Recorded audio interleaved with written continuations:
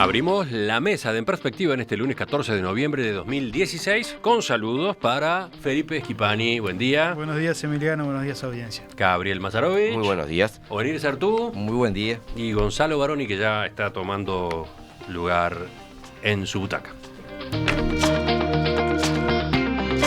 Vamos al primero de nuestros temas. Vamos a la actualidad de nuestro país en primer lugar.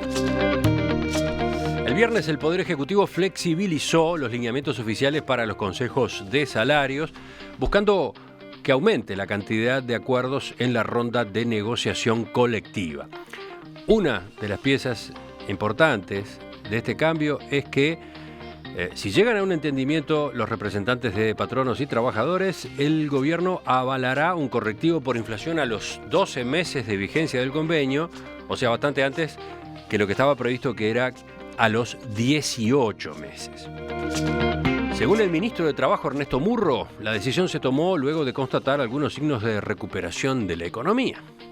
Acá tenemos datos positivos, la inflación está bajando, el gobierno quiere defender el empleo y quiere defender el salario real de los trabajadores, y ante eso vimos, creo que esto fue bien recibido por el PIT-CNT y yo diría también por el sector empresarial, que en algunos casos, en la medida que esté habiendo acuerdo entre las partes, eso se va a respaldar por el Poder Ejecutivo.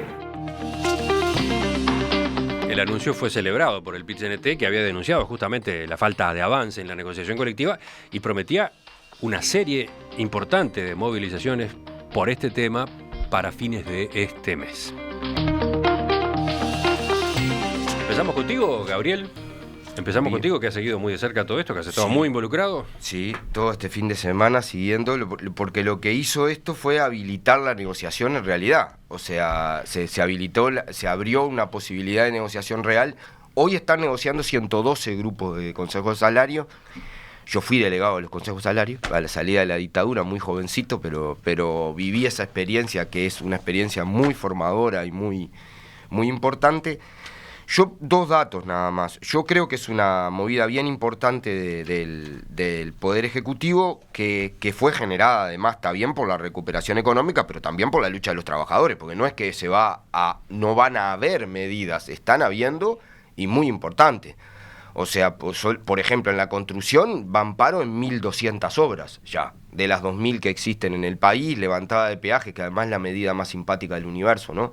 Levantar los peajes, la gente aplaude y quiere que siga el conflicto.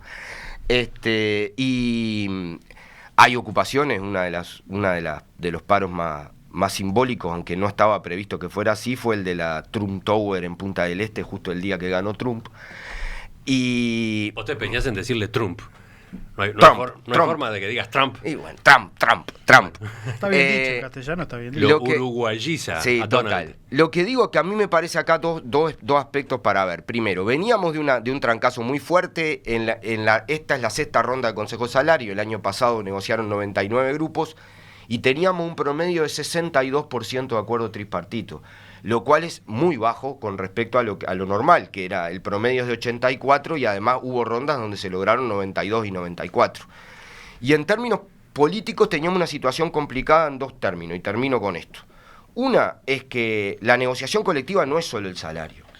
O sea, la negociación colectiva implica categoría, capacitación, cuestiones de seguridad. La ley de responsabilidad penal empresarial, por ejemplo, empezó en un consejo de salario.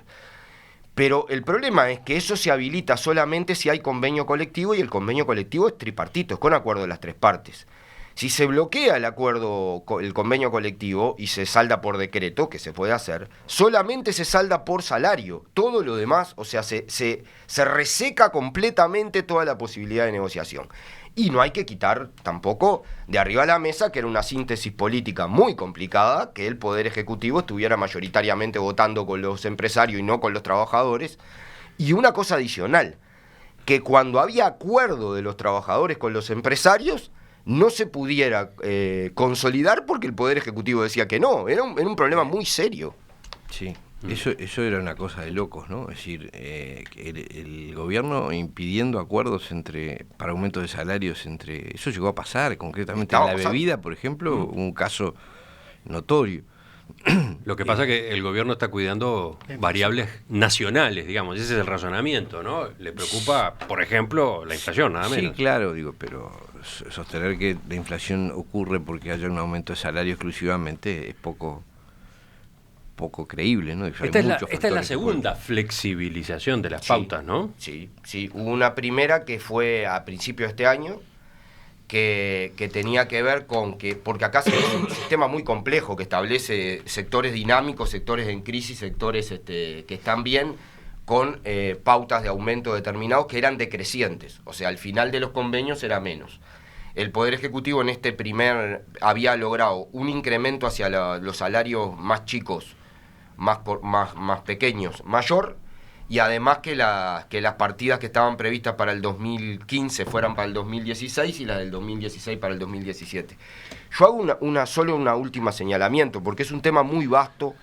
Ahora hay un mundo de negociación allí en el que está involucrado el salario de miles. Es cierto que el Zunca tenía trancado el convenio, fue una de las cosas más importantes, pero el Zunca no pide recuperación salarial, pide empatar. Pero está trancado el comercio, que tiene uno de los sectores con más bajo nivel salarial, y están trancados los trabajadores rurales, que es donde tenemos los niveles salariales más bajos de todos. Ahora hay una posibilidad de apertura, me parece una señal muy positiva para todos. Felipe, te escuchamos. Yo creo que es una gran noticia, francamente, si esto sirve para encauzar las negociaciones en los consejos de salario que estaban un tanto trabadas. Yo creo que es una buena noticia, sin perjuicio de que convengamos en que el gobierno inició estas negociaciones quizás con pautas un tanto rígidas, ¿no? Porque plantear un reajuste a los 24 meses, pasados 2 años de una situación dada, parece quizás desconocer contextos económicos que, más aún en los tiempos por los que vivimos, son un tanto volátiles, ¿no? Los gobiernos por lo general tienden a ser, cuando realizan las previsiones y más de crecimiento económico, muy conservadores, ¿no?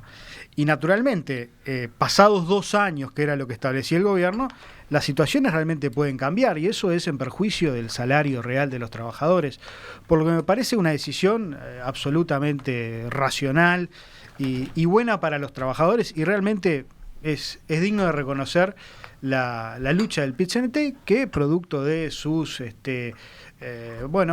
proclamas, de su presión, de ese escenario que había planteado en la República de conflicto, ha hecho reflexionar en torno a estos temas al gobierno. Y estas son ¿Esperabas una posición como esta de parte de Felipe? Me tiene sorprendido él y Leonardo Costa, estamos muy bien. Somos ballistas. Todo lo que sea en beneficio de los trabajadores, vamos a apoyarlo siempre. Sin perjuicio de eso. Estas son las cosas que vamos a apoyar del movimiento sindical y de la conducción del movimiento sindical. No vamos a apoyar cuando el movimiento sindical se mete en la política partidaria o invita a la señora Dilma Rousseff, que es la jefa política del principal partido brasilero y el más corrupto, cuando apoyan la democracia y no dicen una palabra de lo que pasa en Venezuela o de lo que pasa en Cuba. En fin, en eso por supuesto tenemos discrepancias, pero si de defender los derechos de los trabajadores se trata, vamos a estar siempre en la primera línea. Te escucho, Gonzalo Baroni. ¿Por qué te sonreís ahí? Te quedó largo la historia. Porque ahora todo me corre por izquierda. Ahora todo el mundo me va a correr por izquierda, entonces en la mesa quedé mal ubicado. Yo quiero adelantar. Pero pará, vos sos sindicalista también. Bueno, no, pero yo quiero adelantar. Yo fui sindicalista. ¿Perdón? Yo fui sindicalista. Felipe lo fue, pero yo fui trabajador de supermercados, que es el sector que está más postergado hoy en las negociaciones. Pero Gonzalo además es afiliado del PIT-CNT y milita. Yo también soy afiliado del PIT-CNT. Perfecto. Pero, a ver, yo estoy de acuerdo con la reivindicación, estoy de acuerdo que había... Voy con el tema de la flexibilización. No, pero digo para los oyentes que puedan no tenerte catalogado. Vamos a encasillarte. Blanco, de Alianza Nacional, y por otro lado, sindicalista en la dirección de casinos, ¿no? Sí, yo abandoné la dirección del sindicato. Hay otros compañeros mejor capacitados que yo en este momento. Por último, economista. Economista. Entonces, hoy me toca bastante el tema. Yo creo que es una buena decisión destrabar los consejos de salario en este momento, que hay 112 ramas que están trancadas. Estamos hablando que más de la mitad de las ramas de negociación se están discutiendo en esta ronda y 112 de ellas estaban trabadas. ¿Por qué? Por alguna de las cosas que decía Felipe, la rigidez del gobierno a la hora de comenzar esta ronda. Porque, un poco para que los oyentes estén al tanto, esto es tripartito, por lo tanto, el gobierno va con sus pautas, la central sindical y en sus distintas ramas va con sus reivindicaciones, y ni que hablar la Cámara de cada una de las ramas también va con las pautas. Empieza la ronda de negociaciones, empiezan las consultas y después algunos se llegan a acuerdo, otras no. En esta última etapa, ni las cámaras, en realidad, principalmente, ni el gobierno ni la central sindical estaba cediendo en ninguno de los aspectos, en el principal de ellos, que era la flexibilización en cuanto a los correctivos por inflación. Yo creo que en este caso se cambian las reglas de juego. Hay uno de los representantes de las cámaras que decía que se está cambiando un poco las reglas de juego que se habían comenzado a negociar. Y esto no es una buena señal para el gobierno. ¿Por qué? Porque demuestra una vez más que está cediendo ante presiones de la central sindical. Desde las cámaras empresariales anotan que se tomó esta decisión sin siquiera comunicarlo a las patronales, ¿no? Claro, porque ahí pasó a ser una negociación bilateral entre el gobierno y la central sindical, y la Cámara simplemente expectante. Eso es preocupante en el sentido de que estamos en un momento macroeconómico en que la inflación está bajando, en que se están estabilizando algunos de los indicadores, a diferencia de lo que venía pasando hace unos meses, y para esta primera intervención yo quería dejar en claro, la inflación es un impuesto que pagamos todos. La inflación, a medida que aumenta, la pagamos y la sufrimos todos aquellos que tenemos un ingreso fijo. Los que menos sufren son aquellos que tienen ingresos atados con la indexación de salarios o con indexación de la inflación, o aquellos que perciben por ganancias o de otro tipo. Pero todos aquellos que recibimos un sueldo fijo todos los meses, la inflación es lo que más nos termina atacando, y termina atacando a toda la población. Entonces, sin pretender ponerme del lado de Astori lo que pretendía, que es el gran derrotado de esta ronda, Astori nuevamente, lo que pretendía era frenar la inflación, que en este momento se estaba bajando y que ahora se cede otra vez, y bueno, vaya a saber qué va a pasar con la inflación. Wenir, ¿tú ya habías hecho algún aporte, algún primer comentario? Sí, ¿Seguimos? Yo reafirmo lo de que es un ajuste, es una manera de controlar la inflación muy particular, ajustando. No se le ocurre regular los precios, van a regular el valor del trabajo. Es una opción de por dónde ajustar o contener la inflación, que es socialmente muy, muy cuestionable. El gobierno no creo que piense que este es el único factor que incide en la inflación. No, yo digo que sea el único. Pero en un lugar donde las variables que están en discusión, ¿cuáles son? Bueno, ¿cuánto se paga por el salario y cuáles son los precios de los productos? El factor que va a controlar es el valor del salario. Habiendo acuerdo entre las dos partes, el gobierno se impide que ese acuerdo se concrete, es una concepción que me parece increíble. La otra cosa es que uno ve los niveles de inequidad salarial que hay en el Uruguay y mete miedo, ¿no? Cuando uno ve que hay ramas, por ejemplo, en el comercio, donde se ganan por 8 horas de trabajo 16.000 pesos. Bueno, que además, si supones que la persona tiene que pagar 2 ómnibus, uno para ir y otro, como mínimo, uno para ir y otro para venir, le quedan 14.500. Y con eso tiene que vivir todo el mes, pagar un alquiler, pagar atención médica o los medicamentos que necesite, y comer, no es fácil. Y de ahí me pregunto yo si esta mecánica que produce resultados, sin duda, la de la negociación salarial, ¿no? Los consejos de salario. Ahora me pregunto si en la concepción sindical no llega a un punto en que termina en una suerte de función burocrática en la que se negocia desde una base de inequidad que está como aceptada, porque se negocian porcentuales con alguna pequeña variante, pero me pregunto si en algún momento el movimiento sindical no tendría que plantearse una modificación más de fondo de la relación entre los salarios, ¿no? ¿Cómo es eso? Inequidad entre los salarios. ¿Entendieron todos el planteo de Wenir?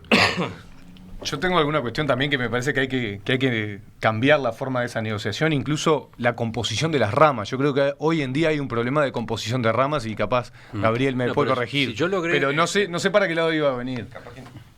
¿Tú decís que hay un cierto conformismo detrás de la forma de negociar del PIT-CNT? No es particularmente de la forma de negociar del PIT-CNT. Yo digo, todos sabemos que los consejos de salarios son un mecanismo que ha permitido que ciertos sectores, sobre todo los sindicatos más fuertes, y las capas que ganan mejor hayan mejorado sustancialmente su salario. Pero hay niveles salariales muy bajos, donde los aumentos porcentuales casi no inciden, porque es tan poquito, tú le das un 10%, un 5% y su condición, su nivel de ingreso, si tú ganas 80.000 pesos y te dan un 10%, bueno, bárbaro, pero si ganas 15 y te dan un 10%, tu diferencia de calidad de vida no se modifica sustancialmente. Felipe, ¿cómo ves no sé si a lo que voy es a que esta mecánica de los consejos, donde el sindicalismo opera como un factor del sistema, negociando dentro de determinadas reglas, no sé si no tiene sus limitaciones, si en ciertos momentos el movimiento obrero no debería ¿patear el tablero? No digo patear el tablero, exigir negociaciones más estructurales sobre cómo se debe remunerar. Cuando uno ve la cantidad de gente que gana en el orden de los 15.000 pesos, es decir, casi la mitad de la población, dice, bueno, pero acá algo no está funcionando bien en cómo se remunera. Por supuesto sería bueno escuchar a Gabriel, pero antes, Felipe, ¿tú cómo ves esto? Y en esas ramas hay otros elementos también en consideración que durante muchos años fueron cercenados del ejercicio de sus libertades sindicales, que recién ahora estamos viendo. Yo lo traía realmente con bastante alegría, vi por la Avenida Rivera una marcha de funcionarios de una de las tiendas más importantes de supermercados. Eso hasta hace unos años era impensado, porque había una represión sindical. Yo trabajé en un supermercado hace muchísimos años, en mi adolescencia, en mi juventud, y realmente hablar de sindicalismo, hablar de gremio, hablar de organización era mala palabra y ser despedido. Pero otro elemento para el debate, en la eventualidad de que pongamos sobre la mesa cuestiones que quizás no funcionan del todo bien de los consejos de salario, la discusión en torno a las empresas, porque se discute en torno a ramas, ¿no? A ramas de actividad. Y muchas veces dentro de las propias ramas hay inequidades muy grandes. Hay grandes emprendimientos y hay pequeños emprendimientos. Entonces, para los más pequeños, para los que tienen más dificultades, quizás para aquellos emprendimientos familiares, muchas veces se les hace difícil, ¿no? Poniéndonos del lado del empresario, llegar quizás a los promedios, a los niveles que se les exige a todos por igual. Entonces, eventualmente la discusión por empresa puede ser también un mecanismo a considerar en la eventualidad de que el país decida establecer nuevas pautas de trabajo en los consejos de salario. Gabriel, ¿por dónde vas? ¿Por lo de Felipe o por lo de Buenir? Creo que son las dos cosas. Primero, Uruguay ha sido en este periodo el país de América Latina que más recuperación salarial logró. Y eso no es mérito del gobierno, es mérito de la lucha de los trabajadores, que encontraron un camino que había encontrado la sociedad uruguaya y que estaba en impas, que son los consejos de salario. La eliminación de la negociación colectiva y la ida por empresas lo único que logra es que caigan los salarios. Porque cada vez los sindicatos más débiles no logran nada, acá tirá. Yo me acuerdo, yo era delegado del sindicato del calzado y nosotros esperábamos desesperados el laudo del ZUNC y de la UNRWA y de AEU para prendernos como locos para tratar de tirar para arriba por lo que teníamos de cuestión, tira para arriba, siempre. Segundo, hay algunas cuestiones que a mí me parece, yo creo que hay que discutir, creo que sí que hay que revisar la ley de Consejo de Salarios, que hay que profundizarla. Creo que la negociación colectiva tiene que abordar mucho más cosas, con más claridad. Y además acá está planteado el tema de la puja distributiva. O sea, Uruguay tiene la recuperación salarial más grande. Ahora, por ejemplo, el peso de la masa salarial en el PBI todavía no alcanzó los niveles previos a la dictadura. Todavía hoy el peso del salario de los trabajadores en el PBI es menos del que había antes de la dictadura. Y aclaro, estamos hablando del gobierno de Pacheco por el que había huelgas brutales por la depreciación del salario. Bueno, el que tenemos hoy, el peso del PBI, es menor. Segundo, tenemos todavía una situación donde el quintil, si miramos por ingresos, porque a algunos no les gusta hablar de distribución de riqueza, hablan de distribución de ingresos. En distribución de ingresos, el quintil superior de la población, el 20% más rico, se queda con el 46% del ingreso, y el 20% más pobre, que es mucho más gente, se queda con el 5%. Entonces tenemos una situación de inequidad, y la riqueza es mucho peor. Todavía no hay estudios, pero está mucho más concentrado, y termino con este dato, porque me parece que ese es el debate que tenemos que ir más lejos. La riqueza, ahora acaba de salir una investigación, que vamos a ver cómo está el Instituto de Economía en eso, que hay 2.500 personas en Uruguay que se quedan con más del 60% de la renta empresarial y más del 70% de la renta financiera. Entonces, tenemos un problema de equidad en la sociedad que tenemos que atender. No se hace solo con los consejos de salario. Lo último con Gonzalo. Yo lo que planteaba, que bueno, se me adelantó Felipe, el tema de que hay algunas ramas que están excesivamente extendidas. Hay ramas que yo entiendo lo que dice Gabriel, que hay pequeños sindicatos que no hubiesen obtenido alguna de las victorias si no hubiese sido de la mano de grandes sindicatos, pero sin embargo hay algunas ramas que se negocian que los que terminan pagando son las pequeñas empresas y los pequeños emprendimientos. Recordemos que el 93% del empresariado uruguayo son pequeñas y medianas empresas, que en realidad es pequeña y microempresa, o sea, con menos de 10 empleados cada una. O sea, estamos hablando que hacemos estas negociaciones, que le estamos levantando el laudo y un montón de cosas a muchas empresas y termina impactando en el 93% de esas pequeñas empresas que son con menos de 10 empleados, que a veces son las que tienen peor trato con los empleados. Estoy de acuerdo, no por ser pequeñas son buenas.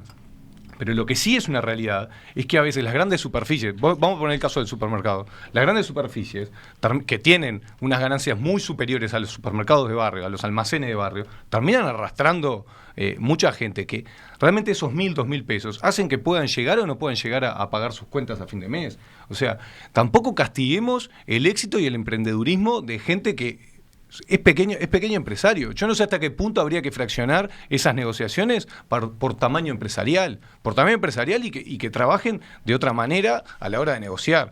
No es lo mismo una empresa que tiene las 500 personas o las 1.000 personas, las 2.000 personas, que realmente tiene una ganancia bastante importante, o a veces no, pero que tiene una ganancia importante o que tiene otro margen de ajuste, con un pequeño emprendimiento. Está muy bien, pero yo creo que hay que cambiar una cultura de que está bueno siempre ser empleado. No, también a veces está bueno ser emprendedor y a veces está bueno llevar adelante ideas para el país. Y creo que acá se está castigando ese tipo de cultura de que también habría que tener impulso a emprendimientos, aunque sea pequeños.